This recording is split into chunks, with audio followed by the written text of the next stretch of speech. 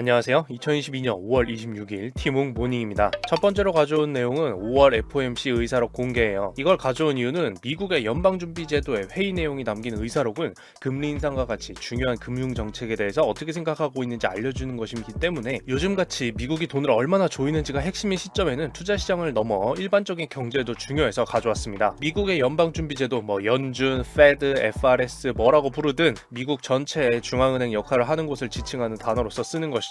왜냐하면 연방준비제도는 돈을 얼마나 더 풀 것인지 조일 것인지에 대한 정책인 통화정책을 결정하는 곳이니까요. 그리고 FOMC는 이 연방준비제도에서 정책을 논의하려고 모이는 위원회 또는 그 회의를 의미하고 있습니다. 3주 전에 0.5%포인트 빅스텝으로 금리 인상을 결정한 회의가 바로 FOMC 또는 FOMC 회의라고 불리는 거죠. 그럼 이쯤에서 또 중요한 이벤트가 추가로 발생하게 되는데요. 미국 현지 시간으로 5월 4일 당시 FOMC 회의에서는 빅스텝을 결정해서 내놓았다는 사실만이 중요했지만 약 3주가 지나면서 이 FOMC 회의 내용이 어땠는지가 담긴 의사록이 공개되기 때문입니다. 주요 내용 자체가 공개되기 때문에 공개된 의사록을 보면 그때 회의 전반의 뉘앙스가 어땠는지 알 수 있죠.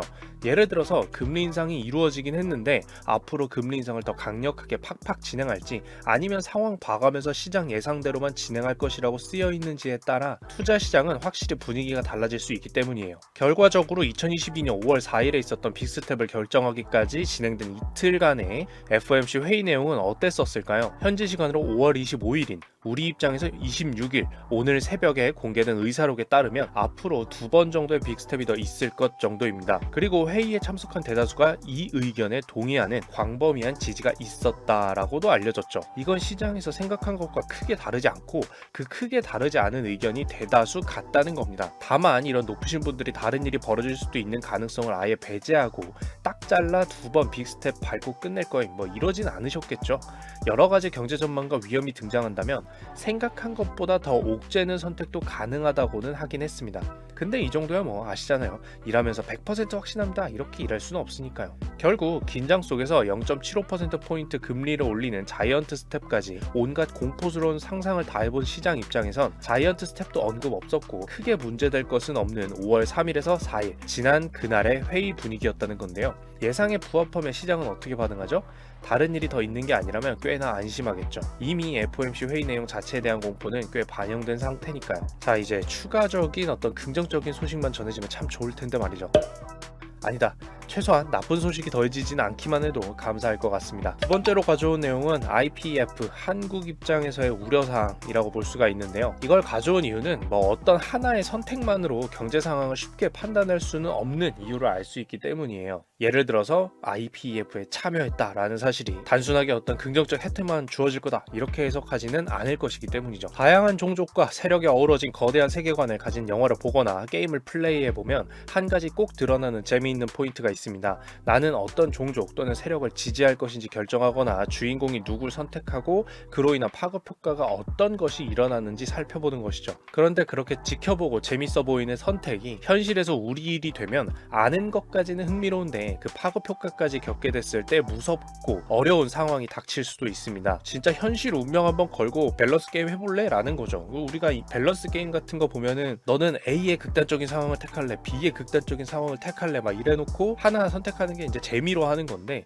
현실에서 이제 운명 걸고 그런 거 하게 되면 얼마나 어렵겠어요. 그래서 밸런스 게임이 어려운 거잖아요. 선택만 하는 건데도. 근데 실제로 그 파급 효과, 즉 여파까지도 겪어야 된다고 하면 쉽지 않겠죠. 자, 제가 이런 얘기를 왜 하냐? 지난 5월 23일 IPEF라는 것이 공식적으로 발족이 되었고 한국은 여기 포함되었죠. 자세한 것은 영상 오른쪽에 링크를 걸어둘 테니 IPEF에 대해서 봐주시면 되고요. 간단히만 말씀드리자면 미국, 한국, 인도 그리고 태평양 인근의 총 13개국가 상품 및 서비스 잘 주고받고 경제성장 잘하게 서로 협력하기로 판 짜는 겁니다. 자기들끼리는 신속하게 돈 되는 협력 가능하게 여러가지 약속도 하고 구조를 만드는 거죠. 여기에 한국도 포함이 됐죠. 근데 태평양 인근의 한 국가가 포함되지 않은 것을 알 수 있습니다. 바로 중국이에요. 애초에 이 IPEF는 미국이 중국을 견제하기 위한 팀 구성이라고 많이들 해석하고 있는데요. 실제로 중국은 불편한 심기를 드러내기도 했습니다. 미국과 한국 등의 IPEF 포함 국가들은 그런 견제 의도는 아니다. 그냥 우리 좀 잘 살아 보자 뭐 이렇게 하는 거다라고 하긴 했지만요. 처음에 얘기한 대로 생각을 해보면 한국은 IPEF에 포함되기로 했으니 미국 세력에 조금 더 호감도를 얻는 행동을 최근에 한 거고, 중국에게는 마이너스 호감도를 받는 행동을 한 겁니다.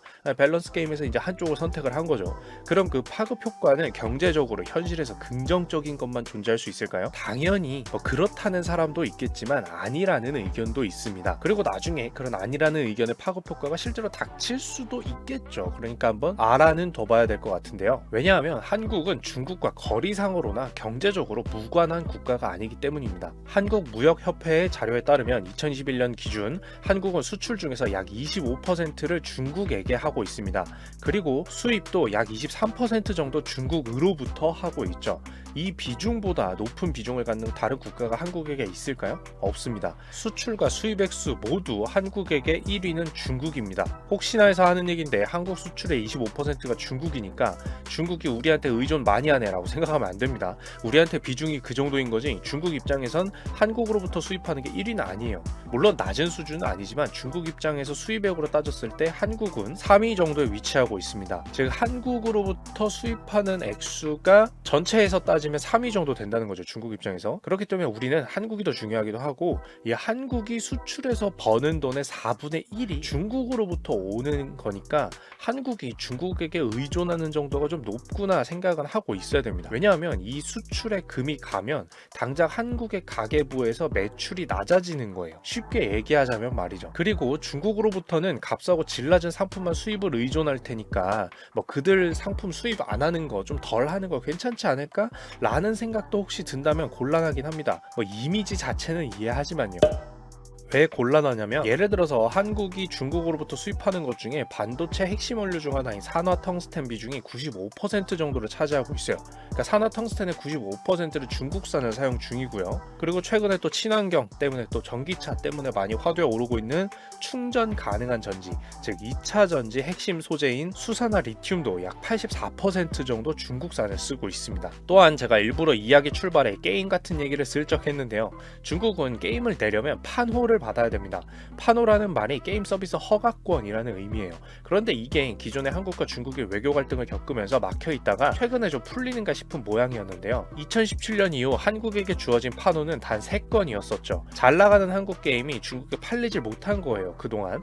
그런데 여기에 한국의 IPEF 참여가 확실시 되면서 이것도 혹시 다시 판호가 나오지 않는 사태, 즉 한국의 게임이 중국에 새롭게 서비스되지 못하는 상태가 되는 것은 아닐까, 지속되는 것은 아닐까 우려하고 있는 것도 현실입니다. 물론 당연히 그 정도는 아닐 거다라는 말도 있지만요. 약간은 좀 분위기 안 좋아지지 않겠어? 이런 정도의 얘기는 나오는 거죠. 물론 이런 식으로 뭐 수입 수출이 한국이 그동안 의존이 좀 있었고, 그리고 뭐 여러 가지 새롭게 디지털 컨텐츠인 이 게임 판매에 있어서도 여러 가지 우려가 있었기 때문에 무조건 뭐 중국에게 앞으로 어떤 방향으로 해야 된다? 같은 개념으로 제가 이런 이야기를 가져온 건 아니겠죠. 여기서 핵심 포인트는 IPEF 참여, 그것이 무조건 긍정적이다, 아니다, 이런 식으로 판단을 하는 것보다도 여기서의 등장 우려점을 파악하고 긍정적인 측면도 파악해서 뭐 최근 여러 수출과 수입처를 만들어 두려는 다른 국가들처럼 혹시 우리도 대비하는 겸사겸사 가능할지, 우리는 중국 견제하려는 의도 아니라고 하긴 했지만 상대방이 견제당한다고 느껴서 수출입이 방해받는다든지 행동을 취했을 때 한국이 당장 피해가 적게 하려면 어떻게 해야 할지를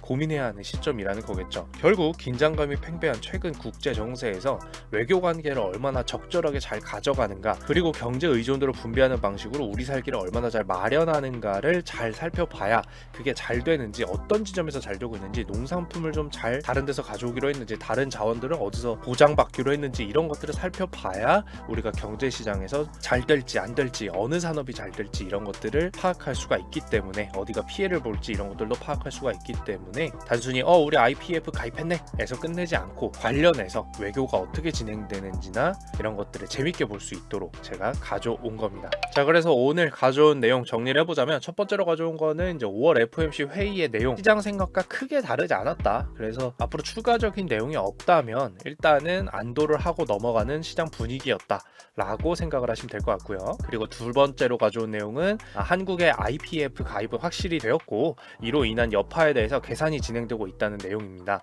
미국 편 한번 들었으니 뭐 중국과의 관계야, 그리고 앞으로 우리는 어떻게 다른 또 국가들과의 경제 활로를 개척할까, 이런 이런 걸 고민하는 시점이고 그 고민의 내용 결과들이 각 산업이나 기업들에 영향을 미칠 것이기 때문에 그런 걸 또 알아보는 포인트들이 결국 여기서 또 전개될 거다라고 해서 가져와 봤어요. 자, 오늘도 있어 보이는 경제, 금융 이야기로 커피 한 잔을 맛있게 즐기실 수 있도록 내용들 꾸려봤는데요. 이상 티목이었습니다.